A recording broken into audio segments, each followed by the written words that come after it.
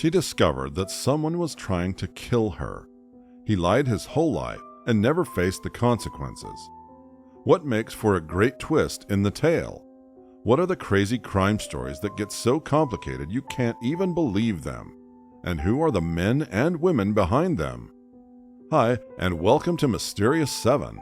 I'm Michael, and today I want to take you guys through two of the strangest cases of true crime I have ever come across. If you like our Insane Plot Twist series and the other true crime episodes, then like, subscribe, and hit the bell button to get alerts and stay updated for the cases so insane that they are genuinely stranger than fiction. So, this first one is a case of love getting twisted most unexpectedly. For Marissa Williams, her romance went wrong. For her Aunt Patra, catfishing led to catching out a murder plot. As a teenager, Marissa Williams moved in with her aunt in Foster's, Alabama in April 2014. It was an unusual living situation, but Patra Williams didn't know exactly how much. Because all those years ago, when the older lady took the young girl in, she never knew what the consequences would become. Young Marissa was not an ideal housemate, that's for sure. She didn't want to move in, and she never tried to bond in any positive way with her aunt. Their relationship was strained by Melissa's habits on social media. Apparently, she would invite strangers she befriended on sites like Facebook over to her house. They also seemed to have addiction issues and bad financial habits. This would be a difficult behavior to tackle for any parent. For her aunt, it seemed almost impossible. Patra grew concerned. Not only were strangers entering her home late at night, but she had no idea of what Marissa was really like, nor what she was up to online. Marissa quickly blocked her aunt on Facebook when Patra tried to go over her page and find out what was going on in this wild and rebellious girl's life. Patra decided to go a little too far, maybe, to supervise her niece's social media use, and to teach her a lesson about trusting strangers. Patra Williams created a fake account on Facebook. Disguised as the imaginary young man, Trey Top Dog Ellis, Patra established contact with her niece on social media. This was in late May. What happened next shook her to the core. Marissa added Trey and began sharing secrets with him very quickly.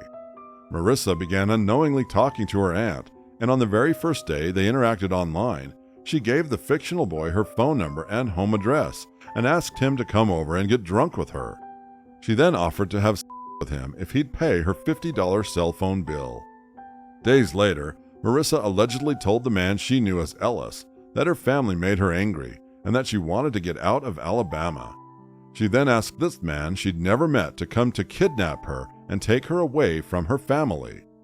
Marissa even told Trey to shoot and aunt if she tried to stop him. Her plans reportedly got increasingly intricate and sinister as time passed. According to the court files, later on, she told the fictional man how to get into her aunt's bedroom so he could her and her fiancé first. Later on, Marissa asked him cousin and the family dog on the way out. She even suggested that they have sex in her bedroom as Patra slept. In the meantime, Marissa allegedly planned to pack her things and place them in his car while Trey murdered her family. When she read what Marissa was asking the fictional boy to do, Patra Williams called the Tuscaloosa County Sheriff's Office and asked for help. According to the deposition, deputies arrived and interviewed Marissa Williams, who admitted to the plot but apologized and said she didn't mean for anyone to be killed. She was arrested and taken to the county jail, where she was charged with the solicitation. Marissa was held there pending a $30,000 bond. Marissa escaped while on probation. Patra's niece has been a fugitive ever since. She was only 22 when she asked her Aunt Patra, posing as Trey Ellis, to break into her aunt's home and murder her aunt, her cousin, and the dog, and take her away from that house. And yet her aunt had taken her in as a child and given her a home. There were no signs of Marissa being abused or held in captivity or anything like that. The crazy details behind Marissa Williams' deadly plans didn't include any childhood trauma. But you know, there's an old saying that eavesdroppers never hear any good about themselves. Patra did behave very unethically when she pretended to be a young man who was interested in Marissa, romantically or sexually as the case may be. And obviously, she got far more than she bargained for. Patra spoke about the ordeal for the first time on an episode of Channel 4's My Online Nightmare and admitted, "I still wrestle with the thought of being deceptive towards her, but it was a necessary evil. She was so angry with me. She totally disengaged from me. After that, you could feel the tension in the house. I was just trying to be a doting aunt, but I had no idea what I was getting myself into," Patra told the network. "I just wanted to keep my eye on her." Patra recalled a stream of messages Marissa sent after one particularly explosive row when Patra attempted to restrict the teenager from leaving the house at unusual hours after she set up a pretend date with Trey. "I feel so trapped. She won't let me see you. F my auntie," Melissa allegedly wrote. "The woman doesn't know crap about me. I'm going effing crazy. You gotta get me out of here. I hate her. I hate everyone here. I know how I can see you. Come to the house and kill my aunt." Patra admitted she was stunned at the venom in her niece's messages that she unknowingly was sending to her aunt. "I'm thinking, no, this isn't real," she states in the episode. "In the instant, she said, 'Yes, I want you to kill them all and the dog.' She reiterated it." The woman says she was left in fear for her life after Marissa allegedly explained in detail how to get into her auntie's bedroom so that Trey could murder her. "I was really scared, I truly was. She was so callous about it and specific." Patra believed Marissa was serious about the plot when she told Trey that she had packed a suitcase and was ready to leave as soon as he accomplished the alleged murder. It was then Patra called the police, a decision she says still plagues her with guilt. "I remember hitting all 3 of those buttons, 911. I had a lump in my throat. I don't remember speaking cohesively. The other person on the end was trying to make sense of it. They wanted to know if it was real." Patra describes how baffled her niece was to be arrested and says she was speechless to learn who Trey really was. But Patra's intervention may very well have saved her life. The way Marissa was acting online, if it hadn't been for the fictional Trey Top Dog Ellis, it might as well have been some other violent and mentally disturbed young man. Marissa was more than capable of encouraging and enabling a potential killer to enter her aunt's residence and commit murder. And yet, at age 22, it was unclear why it never occurred to her that she was more than old enough to just move out, get a job, and just live alone. That's the strange twist in the tale for Patra and Marissa Williams. After escaping from probation, Marissa is officially a fugitive from the law. Her whereabouts remain unknown to this day. So at least she got the freedom she hoped for. In the meantime, Patra Williams has to live at home and wait, not knowing where Marissa is, not sure if her murderous niece is still even alive or not, never knowing when Marissa might decide to come back and finish the job. Our next story is about a man whose whole life was a sham. In the end, even the story of his death was exposed as a fake performance. But all this came to light long after the perpetrator was already dead and buried in the ground. His secrets were only dug up after death. So who was this man? Joe Gliniewicz was almost the perfect stereotype of the American hero. He was a police officer, he was athletic and competent, he had a few tattoos but not too many, and he was fit and trim at 5'11" and 160 pounds. He smoked too much and had early pulmonary emphysema at the time of his death at age 52. But even that fits the character of the hard-bitten man of action that he portrayed so effectively. In high school, he spent 2 years at the Chicago area's Marmion Military Academy. He later enlisted in the Army for 4 years and then joined the Fox Lake Police Department in April 1985. That agency was the only place Gliniewicz ever worked as an adult besides the Army. He rose through the ranks in a town of 11,000 people that's better known for being in the heart of a region called Chain of Lakes, popular among tourists, campers, and boating enthusiasts. Gliniewicz also served in the Army Reserves for 23 years, earning numerous medals. In 1986, just after a year on the job as a rookie cop, he began helping the Fox Lake Police Explorer Post. By the next year, he was running it. About 2 years later, he married his wife, Melody, and they stayed married for 26 years until his death. They had 4 sons, including Donald DJ, who also joined the Army. As chief of the local Explorer program, Gliniewicz received international attention for all his hard work with the Post and went so far as to implement regional training for youngsters in SWAT and sniper work, according to his obituary. Many of his protégés later entered law enforcement and the military. He truly loved his job. He loved doing things for the Explorer, and Explorers was a huge part of his life, said teenager Devin Arbe, one of Gliniewicz's explorers. He dedicated hundreds of thousands of hours to bettering the Fox Lake community, the Illinois Law Officers Explorers, and the National Law Enforcement Explorers. On the 1st of September 2015, Gliniewicz woke up, bought some cigarettes at a convenience store, and headed toward the Explorer post.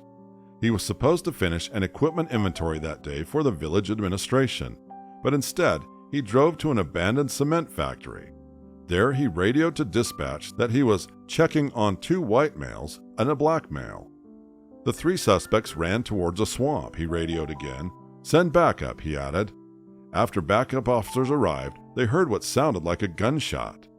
They later found Gliniewicz's body in the thick woods near the marsh. He had been hit by 2 shots, one stopped by his bulletproof vest, and another that entered his torso at a downward angle. He was dead. One of the shots was in approximately this region, struck his bulletproof vest. One of the shots was above his bulletproof vest in the upper torso area. Police believed he was attacked because his gear was scattered 200 feet from his body. So began the manhunt.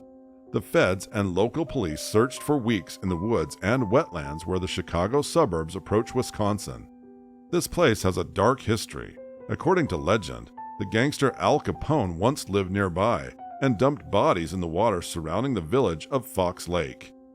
Gliniewicz's funeral became a state event, with thousands of officers from around the country attending.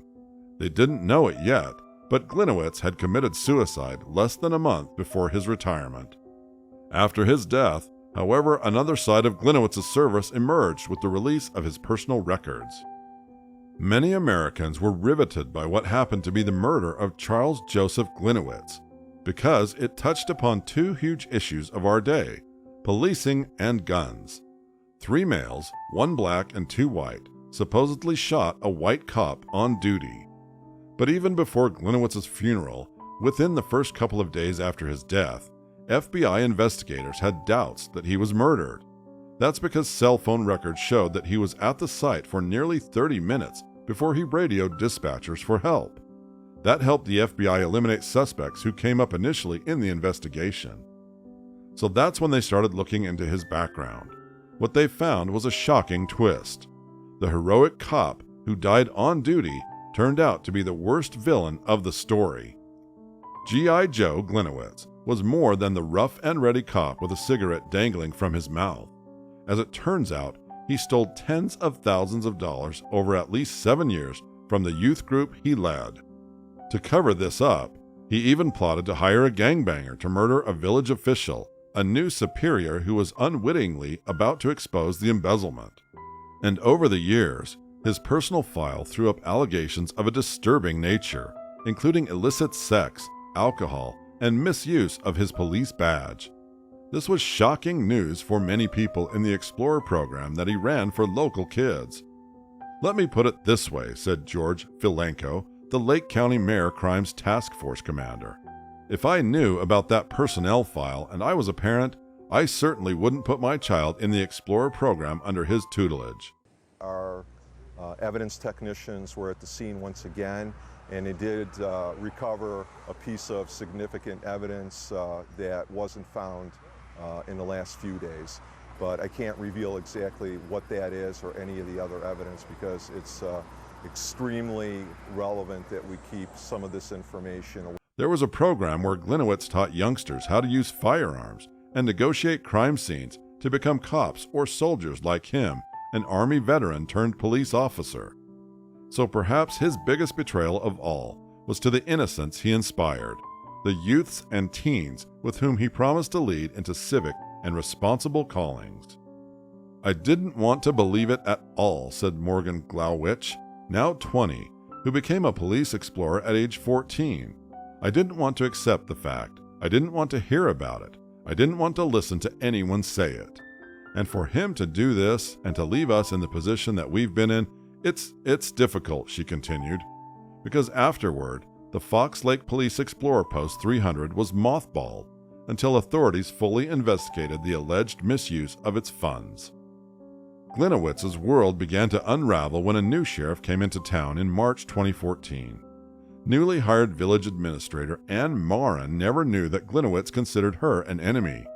She became one in Gliniewicz's mind when she wanted an accounting and an inventory of the Explorer Post after a year into her tenure. When I heard that he was concerned that I was asking tough questions about the Explorer program, it only confirmed to me that asking the tough questions was the absolute right thing to do.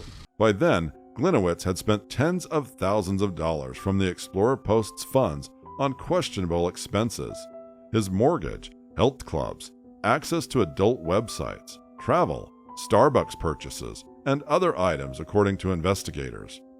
Text messages to confidants show that Marin's questions sent Gliniewicz into a panic.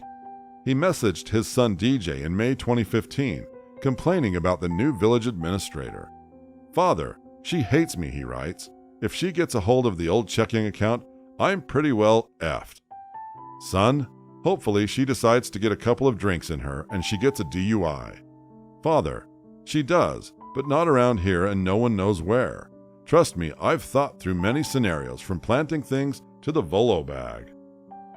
The Volo Bag State Natural Area is 4 miles south of Fox Lake, and the reference may be dark humor about the chain of lakes as a dumping ground for bodies. Gliniewicz also texted the former police chief. She has now demanded a complete inventory of Explorer Central and a financial report, FML. The village administrator was shocked to hear of what Gliniewicz wrote about her when his text messages were recovered more than a month after his death. Their conversations were always very pleasant, and there weren't any bad words exchanged, she said. "I was stunned, absolutely stunned," she said. "It's almost surreal." Even more disturbing details began to be revealed from G.I. Joe's past. Since 1988, there had been instances of Gliniewicz becoming intoxicated and falling asleep on the job in his personnel file.